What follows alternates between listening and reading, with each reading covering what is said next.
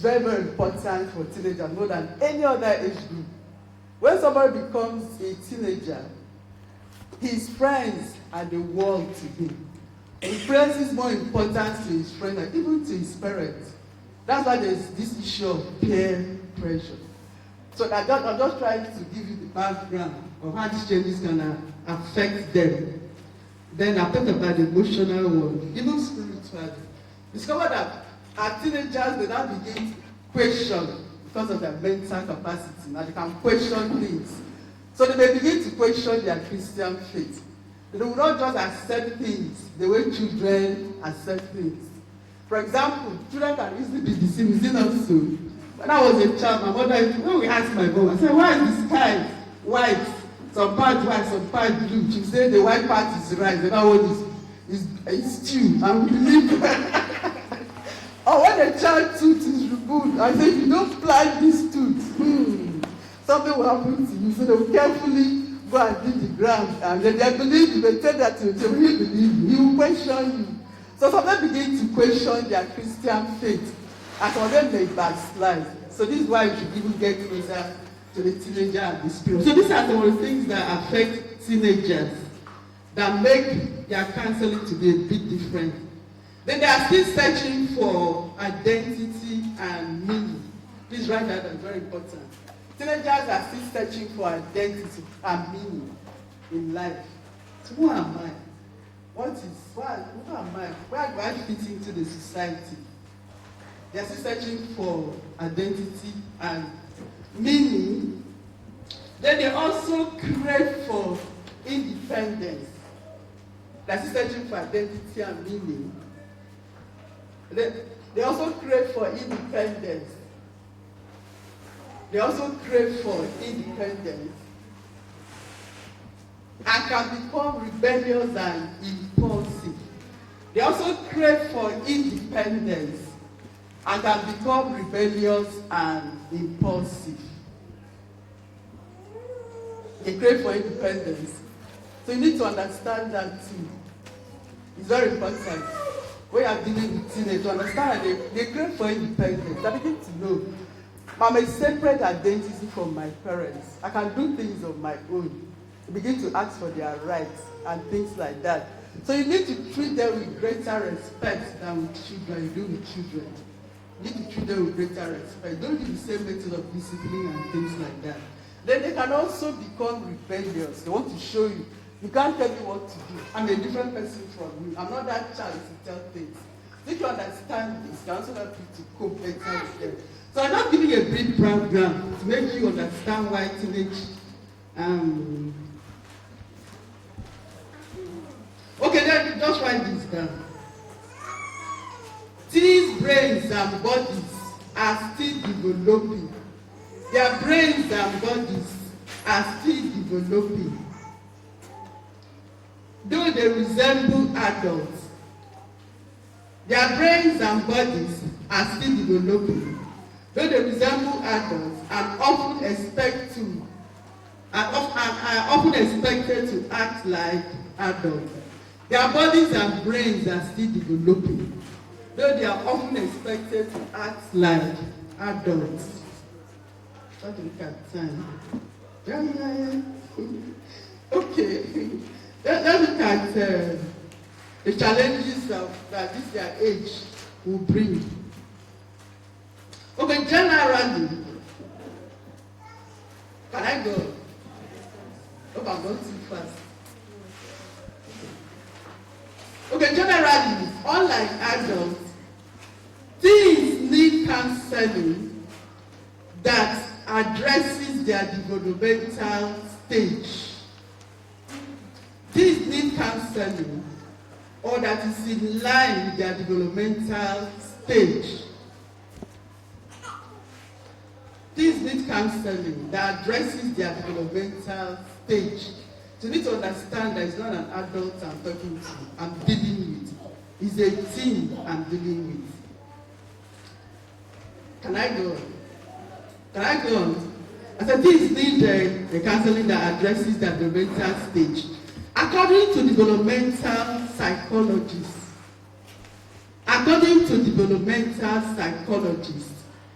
Adult brains, teens' brains have immature impulse control. I will explain everyone. According to psychologists, teens' brain have immature impulse control. Immature impulse control, often resulting in risk-taking behaviors.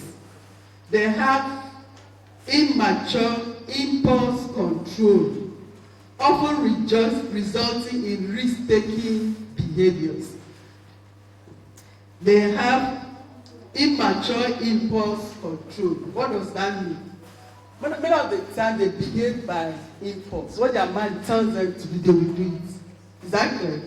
Their brain is not yet developed enough to make them to process issues deeply before taking action. Is that clear?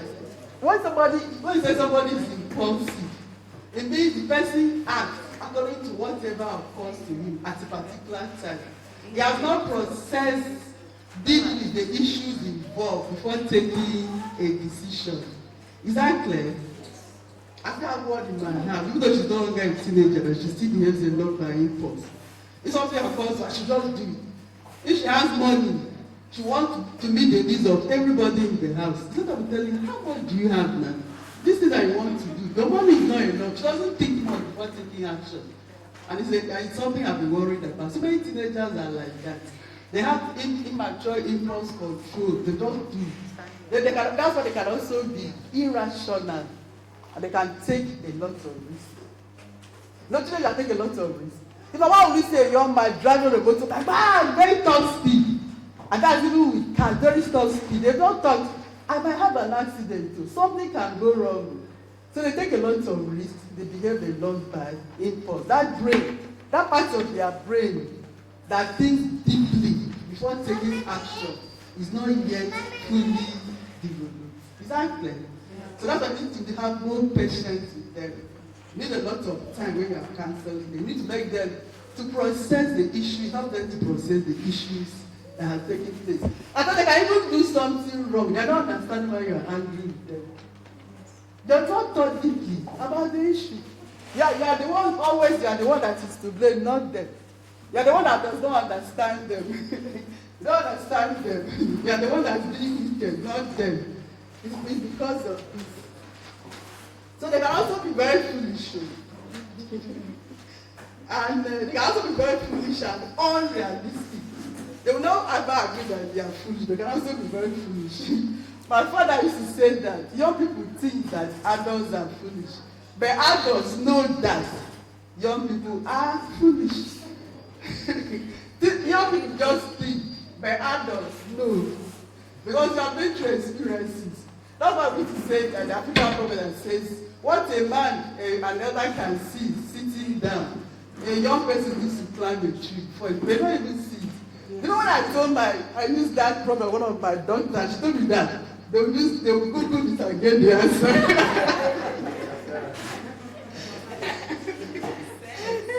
Sense. Because they think everything is understanding. Yes. One other time, my daughter, when she was in primary school, they told her to go and write an assignment about her village. She said she was going to Google it. Who has studied her particular village? The person will go and put it on the internet. So that's how they can need to understand that their brains, their bodies are not yet mature enough.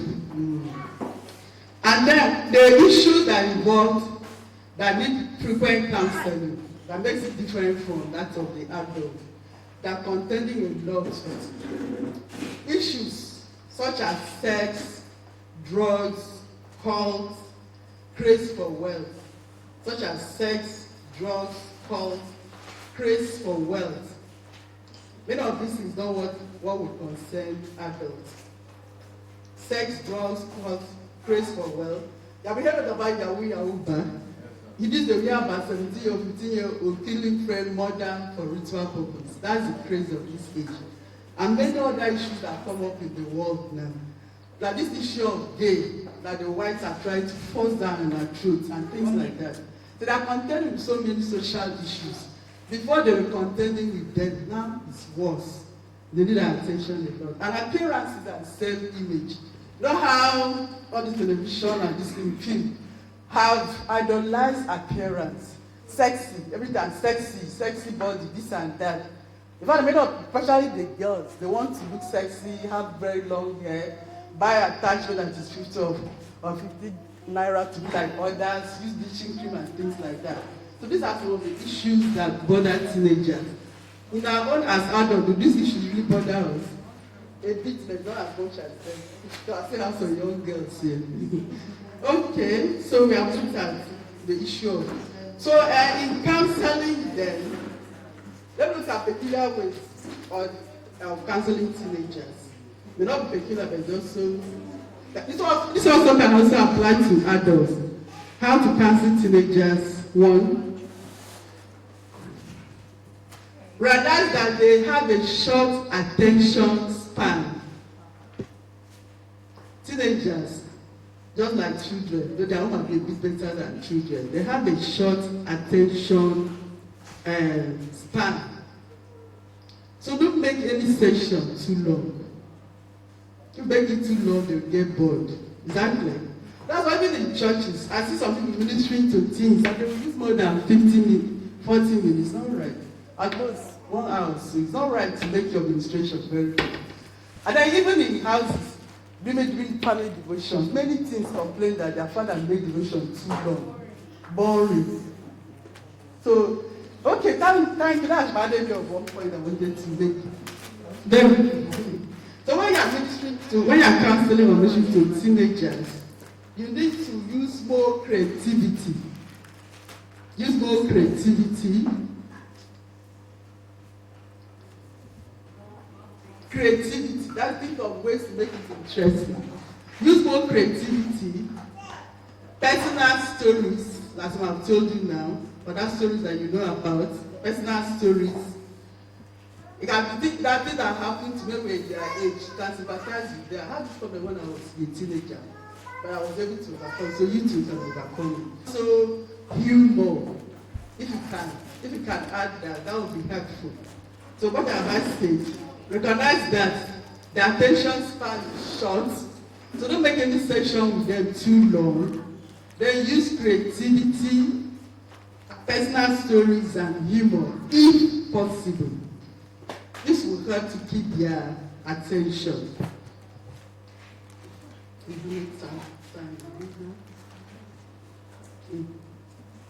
Okay, Jesus of Nazareth. Okay, likely changes to likely challenges of teens counseling. What are some of the challenges you face? You may face, let me use the word may. Organizer, can I have 20 more minutes? Yes. Okay. Okay, likely challenges of teens counseling. That's one of the challenges you may meet. Number 1, reluctance to speak out. Reluctance to speak out. Due to fears of parents, at times parents will be the problem, and they will say, due to fears of parents to guardians, they will say, if I tell you this, and my mother or my father hears, I'm going to be in trouble. So that makes them reluctant to speak out. There's a way you can assure them. Okay, let me just make this point before you don't have to write down this point. How can you assure them? First of all, assure them that their secret is safe with you. And then, let me just say it because there will not be a long time to say it later. You may need later to involve the parents. So you are sure if you want to involve the parents, first of all, you need to counsel those parents first. Counsel the parents first. Then let them know the parents know that they also have a ministry to these teenagers. It's not just parenting. They have to discipline them, but they also have a ministry. God has given them these children so they can reach out to them through Christ. So as they parent them, they'll do their role of disciplining them when necessary. But they also need to minister to them. So let them broaden their mind. Exactly.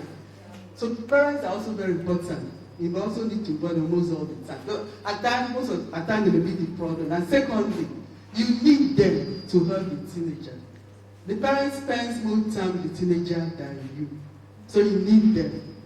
But before you go and tell the parent the problem, you have to try as much as possible to get the consent of the teen. Make the teen see the importance of involving the parent. Assure him that you pray, you counsel the parents before and they join together to find a solution. Get the permission, either directly or indirectly. By the time so they will say yes, you go and tell my father or mother. Another time they say you may. It's left if you think it's necessary. But it's important to take all these steps. Because one of the difficulties in ministering to counseling teenagers is reluctant to speak out because of fear. And then fear of teachers, apart from parents and guardians, also fear of teachers and other adults.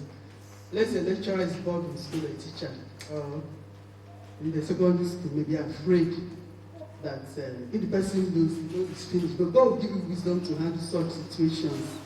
Then even at times, can even involve people in the church, maybe an elder in the church. That's when the greater fear will come in. You only need to pray and find out what steps you should take. So these are some of the reasons things are reluctant to speak out. Fear, another time is shyness. They say, oh, this thing that I've done is terrible. Nobody has. And if I tell this person, he's going to look down at me and think I'm the worst person on earth. That's shyness. But this also can be resolved when you are the type. When you present yourself as a person that is very understanding and as a person that will not judge them. So this can help to lessen, just reassure such people. And with that, they can open up to you. I remember when somebody opened up to me that she had committed abortion. That was only once. I think it can be 2 or 3 times. Yeah, the person really needs to be assured that they are not looked down on him or her. And then I'll talk about attention span. Another thing when I'm counseling teenagers is that they can be deceptive because they think they are very wise. They can be deceptive. Let me give 2 examples of such. There's one teenager one day, many years ago in my church, I'm coming one hot afternoon. I said she had a problem. He had a problem and the rest.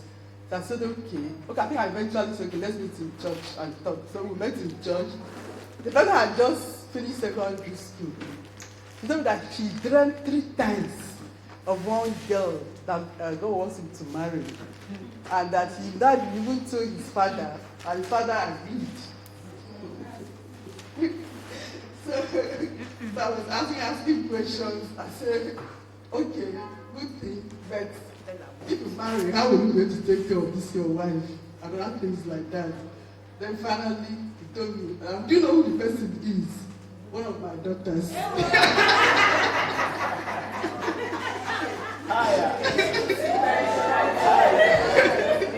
He didn't want counseling anything. He wanted my permission.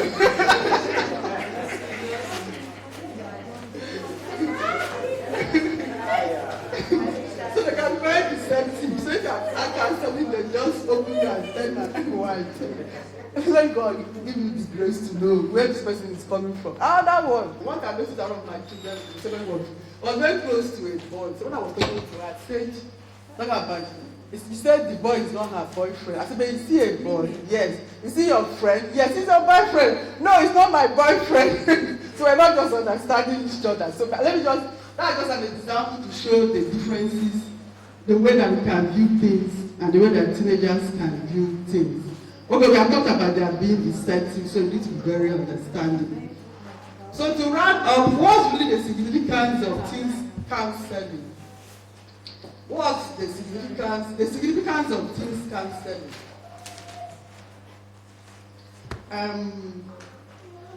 The teenage period is a critical period of development.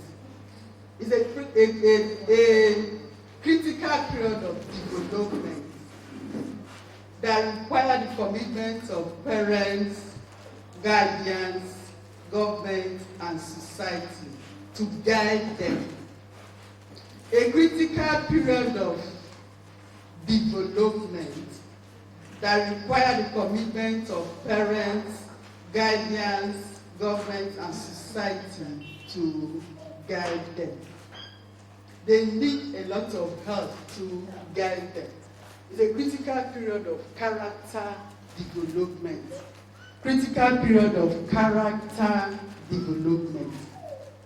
It's usually at this stage that they form their character. A critical period of both development and that is character development. That's very important thing. Apart from the body development, the character development. This is when they really develop their character. And this is when they make a lot of mistakes. You can make mistakes that will mark their life forever. That's why as parents and as teachers, we really need to get involved with counseling our young ones. We are talking about the challenges that they face. The body is developing, the society, what is going on in the society. What psychologists said is abnormal for a teenager to be normal. No, I don't agree with you. Me, I was normal during my teenage period. The many of them are not normal. Some of them are not normal. Another one said that the teenage period is a period of temporary madness. It's a period of temporary madness. When they do those irrational things, risk-taking and the rest, that they behave as if, even when they don't take drugs. You know how somebody behave when he or she is drunk? That teenager's brain is not, that part is not yet well developed. So that's why they need guardians. That's why they need to be more patient with them as a parent. They also need to be more patient with them as a teenager worker. So they are at that critical stage of character formation. They really need the help of everybody. So that's why counseling them is very, very important. Let's now look at qualities of a good counselor. What are the qualities of a good counselor? I will not take one. Number one, to be understanding and empathic. To be understanding and empathic. You need to, that should not be judgmental. Don't be judgmental. But rather be understanding and be empathic. No matter what the teenagers say, try to put yourself in that teenager situation. Try to understand what is going on around his or her life. Try to remember how you behaved when you were a teenager. So be understanding, be empathic. Let them know that you are concerned about them. That's empathic. You are concerned. You want to help them. Don't be judgmental. It's very important. Let up the teenager will come to you and say, I committed 5 abortions. 5! A young child like you. So try to control your emotion. Don't show indifference as if they are not touched you at all. Exactly. So try to be empathic, be understanding, and then don't be judgmental. Don't judge them. They are alert and sensitive to the inner man or to the leading of the Holy Spirit. Like I told you, they can be very deceptive. So you have to be alert and sensitive to the leading of the Holy Spirit. It takes you being observant. You have to be very observant too. You have to be very observant. You have to be alert, observant, and sensitive. Alert, observant, and sensitive. Okay. Another point, they need to be patient and wise. They are also connected. You have to be much more patient with a teenager than you be with an adult. Because of all the issues we talked about, you need to be very patient and wise. Be patient and wise. Then be firm and fair. That's the other part. Be firm and fair. Be firm and fair. You're not saying you should just indulge them. Whatever they do, it's okay, you're right. Oh no, you didn't do anything wrong. No. You have to be firm. Then you have to also be fair. At times, if they come to report their parents to you, at times it's not the parents' problem, the girl is the problem. Many of the time, not all the time, many of the time it's the problem, but at that time it's the child that is the problem. So they want to be fair, they need to be fair. Then when the issue of sin is involved, when they are taking wrong action, after sympathizing with them, with the repercussion of the wrong action they are taking, you need to gently but firmly point out to them that they have done wrong, they are not correct. So you don't need to pamper them, even when you are sensitive and understanding. You need to point out to them that they have done wrong. A person gets, you have a bad issue with a person has gone, comes to have that context now. We're just thinking that a young girl got pregnant. The father is my husband's friend, or the family friend, by a convert that the parents were housing in their house. The unfortunate thing was that the convert got married to another person. Started a relationship with this girl, then went and got married to another person on the short notice. When the girl was doing her history, went and visited the girl and got the girl pregnant. Why did the girl agree? So after showing consent and all the rest, I have to point out that you were wrong. Why do you have to sleep with this man? After what he has done for you. So that means being firm, you also need to tell them where they are wrong. I also tell them that there's a way out of, like I said. Okay, let's now go to steps to counseling. Steps to counseling. Steps to counseling. Steps. Let's say somebody has come to you for counseling. What are the steps you take? Number one, be very observant. Be very observant. Somebody comes to us, the person is talking. Be very observant.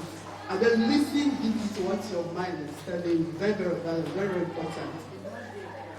And then personal discussions. Personal discussions. So we can just discuss with the teenager generally about issues surrounding that particular situation. This will give you more understanding, personal discussions. At times, you may need to have discussion with schoolmates and teachers and other teenagers workers to understand the teenagers' problem. At times, you may need to discuss with others, classmates, teachers, and other teens workers. You don't have to mention the teenager's name. You are just trying to understand more of the reason for the situation that cropped up. Okay. And then, like we said at the beginning, both of you are to work together to arrive at the solution. Very important that you work with the person to arrive at the solution. So the person can know that he can overcome the problem. So it will be a long-term solution. So if such a problem occurs in the future, the person can be able to handle such a situation himself. So both of you. And then you need to reassure the person. Reassure this person. They can always come to you at any time. Reassure the person that they can always come to you at any time. No matter, even if this reassurance is important, because at times, when the solution, maybe the person has found a solution, the person make a mistake and does the same thing. No matter how many times the person comes to you, still be empathic and help the person. They need to be fair. For example, a teenager reported that was not to another person that she has sex problem. She has a problem with sex. And the person was helping her, assuring her you can overcome this. And the person called her one time and said, how is your celibacy period? Say, the thing has spoiled too. I'm no longer, I made a mistake, I'm falling. I can't handle this. But she still assured her that you can handle it. God has forgiven you. As many times as you forgot, God will forgive you. Unless you refuse to repent. So you have to continually assure the person that you are there for him or her. And then that the problem can be overcome. That the problem can be overcome. So that reassurance is very important. Then lastly, together with the person, suggest solution to the problem. Together with this person, suggest solutions to the problem. Okay, let's look at the next 10 minutes to wrap up. Can we go? Yes, ma'am. Okay, let's look at counseling mistakes. What to avoid when you are counseling. Counseling mistakes. So we have talked about this before. It should not be a one-way prescriptive process. It should not be a one-way process. That is, it's only you that is giving solution to the problem. It shouldn't be one way. You have to listen a lot to what the person is saying. Rather, there should be an interactive process. Not one way, there should be an interactive process. Number 2, avoid being emotionally involved. As much as possible, avoid being emotionally involved. This has several meanings. It can make the person has come to tell you about a terrible thing that has happened to him or her. And then you rather and cry even more than the person that has come to you. It happened to me before. This one was not counseling. When I was teaching in secondary school, I was told to go and encourage my class students and not a mate. When I went, there was the one that did the greater crime. So that was the encouragement. But that is, don't get too emotionally involved. You can cry a bit with the person. Let them know that you're sympathizing. But then take hold of yourself. Another way to get emotionally involved is to side with a teenager no matter what. Like I told you before, at times there are times that it's the teenager's fault. But if you are too emotionally involved with this like person, you can always take his sides and not see the broader picture of the issue involved. So avoid taking sides too much with the teenager in your bid to try to be empathic. And then getting involved with sexual feelings. You know it happens at times. When I was in the university, one of my roommate was having talk with a person that she wanted to get married to. She wants a brother for counseling. This brother is very good at counseling. I have helped a lot of people. But the process of counseling this sister, he fell in love with her and proposed that they should run away and go and get married. It happened through eyes. Of that counselor. I know at times some counselors have gotten the person that counseling pregnant. It has happened. So that's why most of the time counseling the opposite sex is risky. Only do it is extremely necessary. If actually like that, open all the windows, open all the doors, and let somebody be nearby. You have to take caution. And for a long-term work, I think after some time, hand the person over to a person of a similar sex. It's safer that way. But let's say you are a pastor. Both sexes will come to you for counseling. What do you do? That's why I said you have to take precautions. Let your secretary be nearby. If your wife cannot be there. If it's a long-term something, get your wife involved. So together you will see the person together. So you have to guide your feelings. Then, it is very important to be confidential. Keep the secret of the person. That girl that told me that she did abortion today, I didn't really tell that person. When she was to wed, the women mobilized because she didn't have a mother. We bought things for her, make her to feel very good. I didn't tell anybody about what she told me. And then don't be too assuming and general in arriving at solutions. Don't be too assuming and general. What do I mean by assuming? Always thinking that this is the cause of the problem all the time, and this is the solution to it. Let's say you see somebody being pregnant. First thing is that she's a bad girl. She has a boyfriend. That is right. And maybe that person has been raped. So don't be too, don't assume. And there's no general solution to listen and understand. Okay, I think we can do with that. Then let's look at the last one, different scenarios of teen counseling. Different scenarios of teen counseling. The first scenario is teen initiated. That is when the teenager that comes to you with a problem. She's the one that initiated the counseling. So in this case, it's much easier, is it not? So it shows that the person wants, is willing to get help. They may still be difficult, but it's still easier than when it's the other way around, second one I'm going to. So when this happens,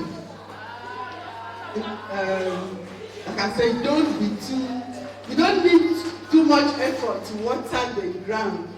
What do you mean by watering the ground? That is making this person to relax with you, to feel free with you, and things like that. Though, like I said, they were still reluctant to speak. But not as much as when it's the second one I'm going to talk about. But you still need to water the ground. You need to get the person to relax before he or she can start talking. So get the person to relax. Get the person to relax. Get the person to relax. For even though the person that brought him or herself, get him to relax. I just ask him general questions. Oh, I like this dress you're wearing. Where did you buy it in Makurdi? Something like that. Get the person to relax before, and then you go to the issue that brought the person. Like I said, don't be judgmental. We talked about that. Ask leading questions. Ask leading questions. The person comes to you and says, my parents are very difficult. They have not they don't allow me space to do this and that. Ask questions. I just found out about the house situation. What normally the church is giving to do in the house? What is generally, does she appreciate the parents and things like that? So ask leading questions that will lead you to really understand the problems very well. And then the last one we have talked about is in a situation where you involve a third party. Beg the counselor to see reason why you are involving the third party and try very much to get his or her consent to make you talk to a third party. So that's that you don't need to write that. I wrote that one before. So these are some of the steps you may take. Then the last thing is counselor initiated. Counselor initiated. When you are the one that initiated the counseling, what do you go about this? You know, many of the times you have to be the one to initiate the counseling. Like in my church, my teens church, we told them several times, if you have a problem, come to us. We are your parents. We are here to help you. They will not come. You talk and talk, they will not come. They want to get the solution for their friends. There was one that really broke my heart. One boy was killed by cultists in my church. And when she had that, it was my daughter that she went to tell. And they don't tell anybody, he did not tell anybody that would have thought it. And up to today, we don't know whether they killed him by force or whether he joined them. So another one that got pregnant, she was wanting to tell me, why don't you go and tell me, like kill you? So many of the times, they are not the ones that quote you. They are the ones that will just take notice, observe, and see. There was one time, that was not even in church in school. I noticed that one year her dressing had changed. Started dressing shabbily and the rest. So I had to tell her what is wrong. She told me that she was raped.